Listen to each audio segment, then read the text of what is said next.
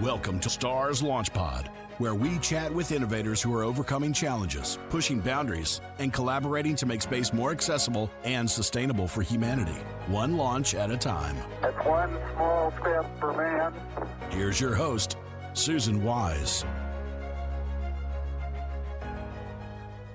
Hi, and welcome to STARS LaunchPod, Space Technology and Research Sciences, brought to you by starsciences.org, where we connect, collaborate, and accelerate. I'm your host, Susan Wise, and it's an honor to have with us today Steve Wolf, president and co-founder of Beyond Earth. Steve, welcome to the show. Glad to be here. Thanks, Susan.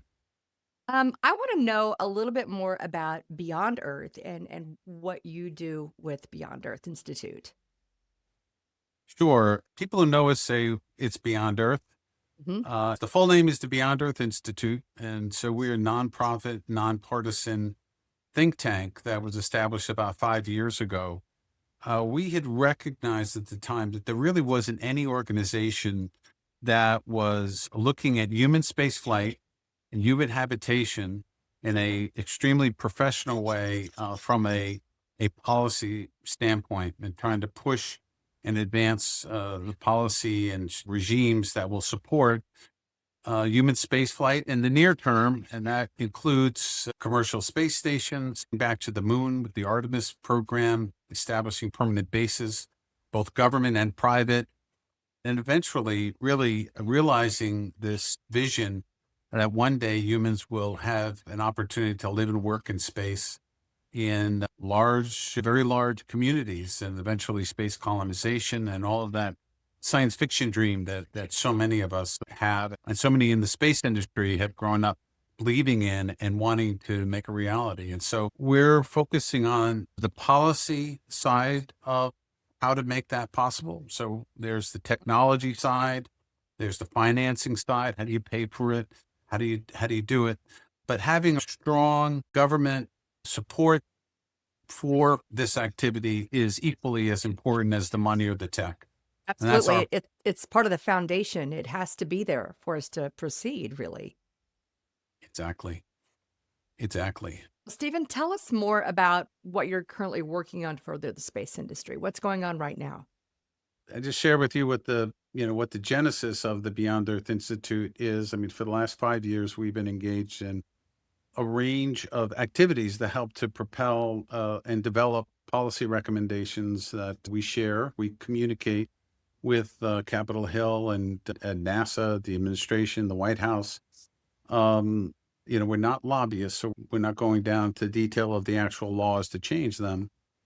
But we do this through convening. So we have a very robust webinar series where we're bringing together industry players, much like yourself, and we're discussing a range of topics. And specifically coming up next week is our annual Beyond Earth Symposium. So we'll gather together over 200 people that are primarily from the policy community in Washington, from academia, from industry, from the government agencies and international participation.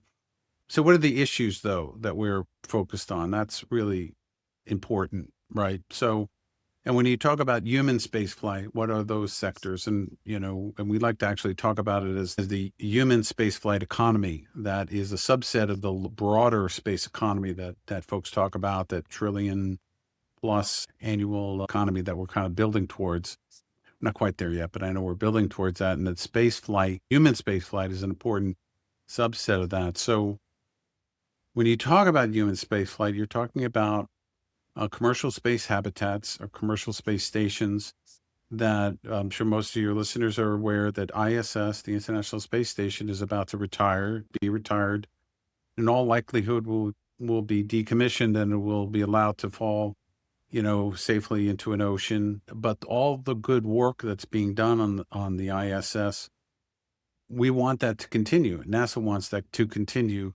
And so they are supporting the development of commercial space stations. Companies like Axiom, Vast, Voyager, and a couple of others are involved in that process. And those platforms will provide pressurized opportunities for government and the private sector to engage in research, industrial activities, perhaps certainly the beginnings of a space manufacturing where goods and products will be produced, including biotech or pharmaceuticals that will be produced in the microgravity environment that can't be done on the Earth's surface, and Right. that research and so forth will be able to come back to the Earth for the benefit of Earth. Beyond the LEO space stations, we look to the moon, and the moon is very important right now. We're very excited.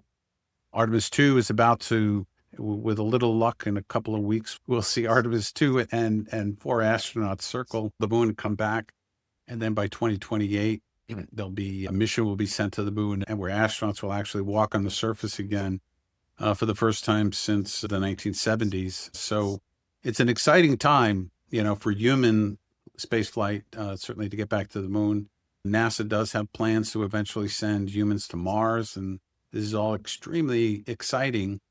But this is not just a NASA game, right? So NASA is sort of laying the foundation for human access to the moon, but they're going with private sector partners. And there's a great deal of interest in the private sector to utilize the potential resources and access the resources of the moon, develop those resources and create business models out of those, whether it's water ice from the lunar pole or rare earth minerals that might be gained from the regolith and so forth, and generally developing a presence on the moon that also could include human habitation. And certainly, if we have anything to say about it, it certainly will. I mean, people talk about what is the killer app in space, or what is the economic driver in space, and more and more people are saying that that economic driver is people, right? So there's this hunger, desire among so many folks to be in space and to have that experience. Certainly there are tourists that will want that one-off, once in a lifetime experience, but there's going to be plenty of Sign room me up. for sign me up, exactly. Yeah, me too. But then there'll also be professional, there'll be Mhm. technicians, there'll be industrialists, there'll be different types of specialists that'll be up there as well, and along with scientists and so forth, that will continue to understand the space environment, both on the moon and in free space, ultimately, eventually on Mars. And I think, we try to, it's so important to have a long view of our presence in space. So even thinking about getting back to the moon in 2028 with a few astronauts, and even some of the missions that are being planned after that for the moon, we have to really think about it just this is just the very, very beginning of a future where there will be whole new civilizations in space, and it will take 100 years or 200 years to unfold. But if you have that long term, if you're willing to allow yourselves to have that long term vision, then you can kind of come back and say, okay, well, uh, maybe it does make sense the government to invest in human spaceflight, to invest in a lunar base, to do that cooperatively or competitively, as long as it's peaceful with other nations. We're very, very I conscious of China, of course. I was wondering about that. This foundation, is it only for inside our country, or is this expanding throughout the world? We're very, very much global in our orientation. We function in the United States, so a lot of our activities do tend to focus on U.S. policy. The symposium next week, by the way, which is February 24th and 25th at the American University, Washington College of Law, will host a international discussion and how are international players adjusting how their relationship with the United States and with each other, given the changing environment. And so we have a panel, we have speakers from Japan and India, as well as NASA, to sort of explore those kinds of questions. So we are very conscious of the international dimension. Last year at this conference, we actually had a representative from China. We almost lost a sponsor because of that, because everyone's so sensitive about the idea, but it actually worked out very well. And our perspective is that we should aggressively compete with China. I mean, and hats off to them as a country. I'm an American, and I would strongly prefer that we remain the leader in the space domain, and that we continue to compete with them. Hopefully that it never comes to a kinetic point where there's any kind of exchange or any kind of combative type of environment. As long as we remain peaceful and competitive, I think that's all good. That's all good. And they're going for some of the same resources we're after. They have done their research. So, but the United States has to really commit and really lean forward into this. And this administration is generally supportive of it. But last year, at the same time, they were recommending very deep cuts in NASA, which we strongly disagreed with. Part of those cuts had to do with the study into keeping humans alive and healthy in space. And well, if you want to send people to space for That longer has and to longer be, durations, last that's thing pretty you want to do is important. cut the funding, cut that Right, funding. right. So, and all of the scientific research is important. Even the planetary research is important. That's Yes. providing prospecting information for possible commercial development and so forth. Yes. I have a question about your event coming up. Is that going to be open to the public and the media? Yeah, it's going to be open to the public. So if you go to beyondearthsymposium.org, full program and agenda is there. The speakers, we have over 40 speakers, including Congressman George Whitesides, former NASA Associate Administrator Bobby Alal. You see my reaching for my agenda here so I can read some of these names off. Lori Garver is a former second in command at NASA. Greg Autry, who most recently was being nominated as the NASA Chief Financial Officer. Thomas Zuckerman, who was a former Associate Administrator of NASA. Tejpal Bhatia, who was the CEO of Axiom. We're represented by VAST, United Launch Alliance, the KBR, which is an important contractor to NASA, one of the largest NASA contractors who's involved with the human spaceflight, and their most senior executive for human spaceflight will be there as well. As I said, over 40 speakers from industry and from government are going to be participating in this. It's a very robust.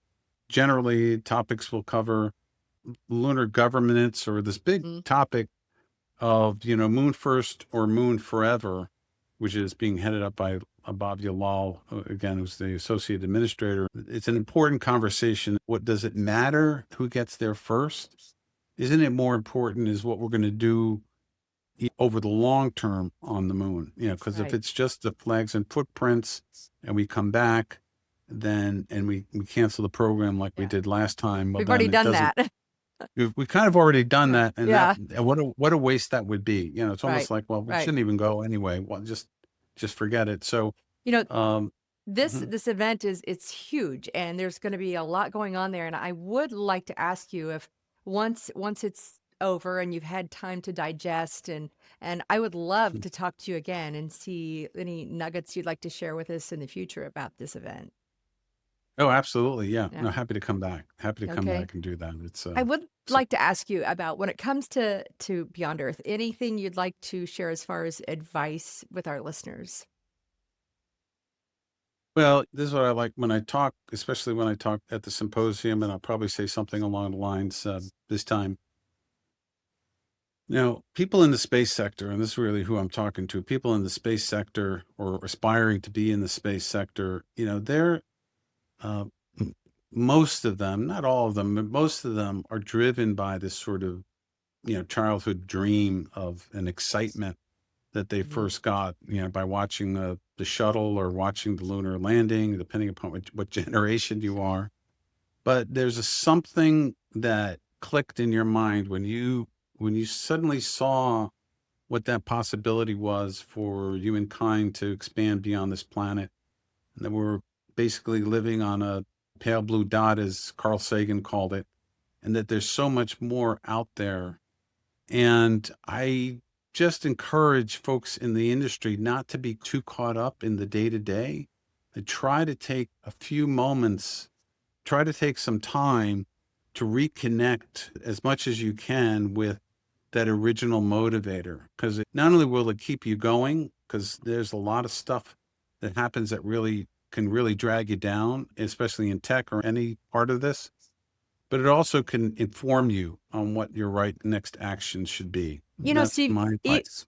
even if you didn't have that original inspiration, maybe when you're younger or something early on in life, just thinking about where we're going with it now, and it encompasses people from all walks of life. And I think a lot of people don't realize that, how much of a crossover there is. You don't have to just be an astronaut, or you're just into specific kind of science, or you could be into horticulture or growing food in outer space, or how do I take care of my skin. And I mean, there's so many different areas that you may not realize how it might actually touch your life, and how you could actually offer something to this. There's a maxim that says space is just another place, right? So everything everything we do down here on Earth, we're going to be doing in space, and I think all those things you touched on are true. I would say literally any field can integrate with space, especially now as so much is happening. There's so much more opportunity, and it's going to only increase over time. I'm always running into people who are changing careers and looking to get into space, and how should I do that? Well, it's kind of like, take your expertise that you have now, and lots of times it's management, or it's marketing, or it's art, or it's, well, even in the food is a good example, horticulture, agriculture. I think there are a lot of, it's more of on the development side, with some of these things, but just about any profession could to be applied to the space sector. Before we wrap up, do you have a passion project that you'd like to talk about? Well, yeah, a number of years ago, I wrote a book called The Obligation. And so it was really my venture into philosophical conversation around why humans are so excited and interested in space travel. I encourage folks to look it up on Amazon. I've gotten some really positive feedback unsolicitedly from a variety of people, so I feel like maybe I've touched a chord there. Really, the core of my message in the book is that humankind, it may very well have emerged on this planet. Now we're talking 100,000, a million years ago. We emerged from the ecosystem for the sole or very important reason to expand life beyond this earth. Without us, it could not and would not happen. And that this planet, this living planet, needed a means by which we could expand beyond this planet.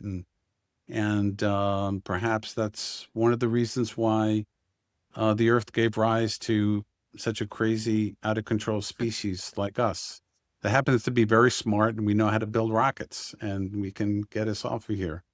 I look forward to reading your book. Good. I hope you will. All right. Stephen, well, thank you so much for joining us today. And I love what you're doing for all of humanity. It's so important. And we'll be following, and I cannot wait to hear how things happen. Oh, please, if we'd like more information about the conference, you gave me the dates. Is there a link or a website we can visit? Yes, please, certainly just Google the Beyond Earth Institute. But again, the website for the symposium is beyondearthsymposium.org. As simple as that, beyondearthsymposium.org. And all the details are there. Certainly encourage folks to sign up. And we hope to see you there. All right. Thank you so much, Steve, for sharing your journey, and looking forward to talking to you again soon. Thank you, Susan. Be sure to join us where we connect, collaborate, and accelerate. Now, if you enjoyed this episode, make sure you leave us a review and subscribe. Until next time, keep looking up. Don't miss an episode. Subscribe on your favorite streaming platform. Watch us on YouTube and follow us on social media. Stars Launch Pod, propelling us forward, one launch at a time.